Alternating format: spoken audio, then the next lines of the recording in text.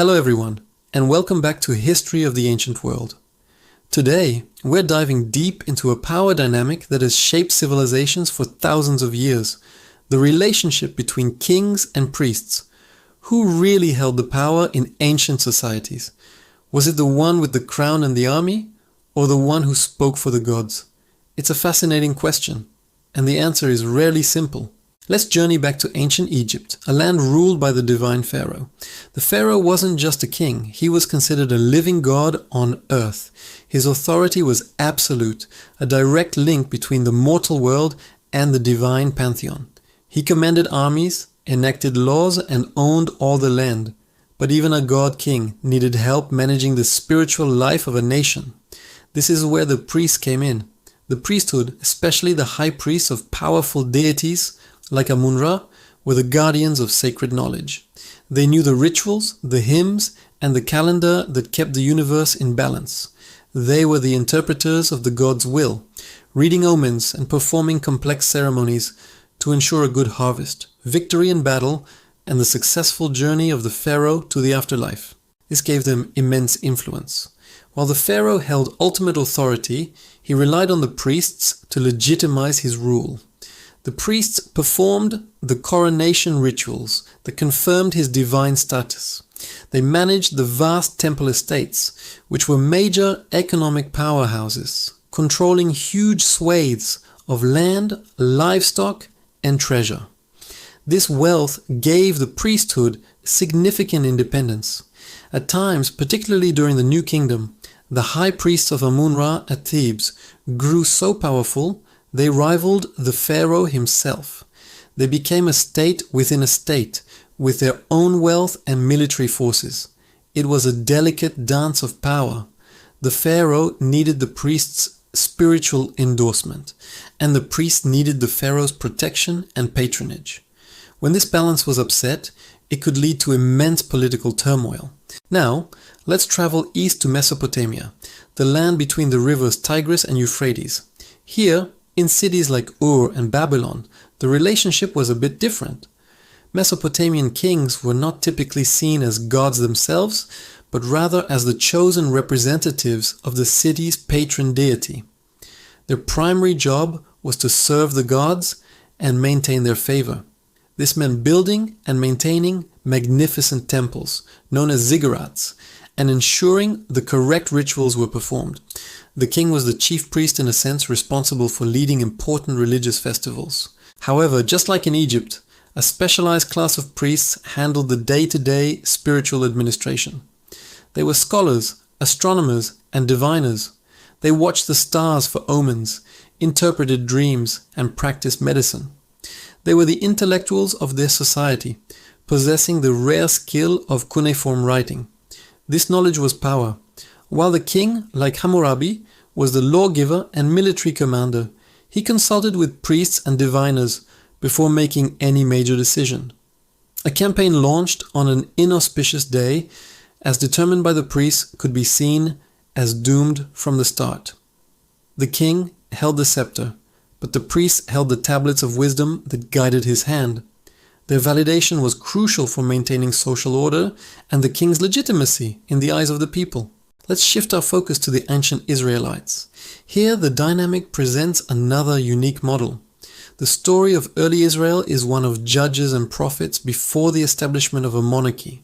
The spiritual leaders, the priests descended from Aaron, and the prophets who spoke directly for God, held immense sway.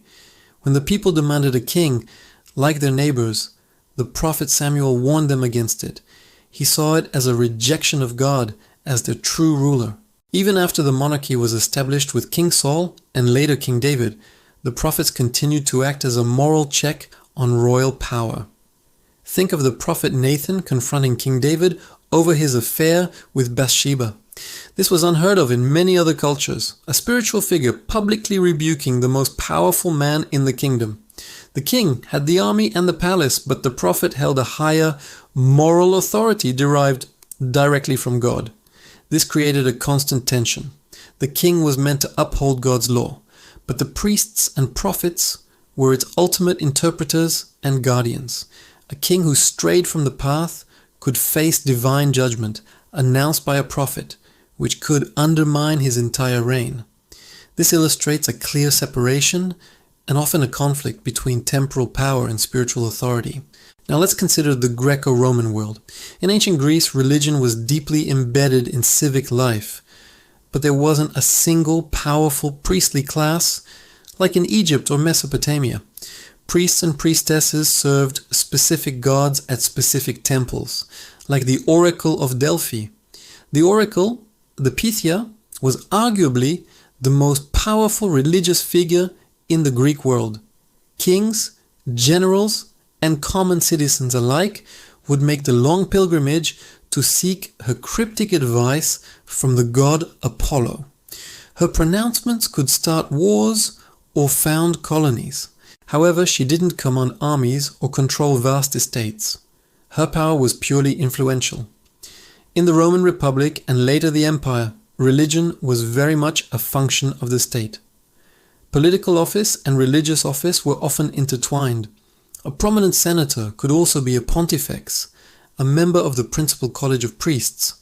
The most important religious title, Pontifex Maximus, was eventually assumed by the emperor himself, starting with Augustus. This effectively merged the head of state with the head of the state religion. By co-opting the priesthood and placing himself at its head, the Roman emperor consolidated both temporal and spiritual authority in one person, neutralizing the priesthood as an independent source of power. This was a masterstroke of political engineering, ensuring that religion served the state, not the other way around. So as we've seen, there was no single answer to the question of who held the real power. It was a constantly shifting, complex relationship that varied dramatically across cultures and time. In Egypt, it was a symbiotic, yet often rivalrous partnership. In Mesopotamia, it was a king serving the gods, guided by a class of priestly scholars. In ancient Israel, it was a monarchy held in check by a powerful, independent, prophetic voice.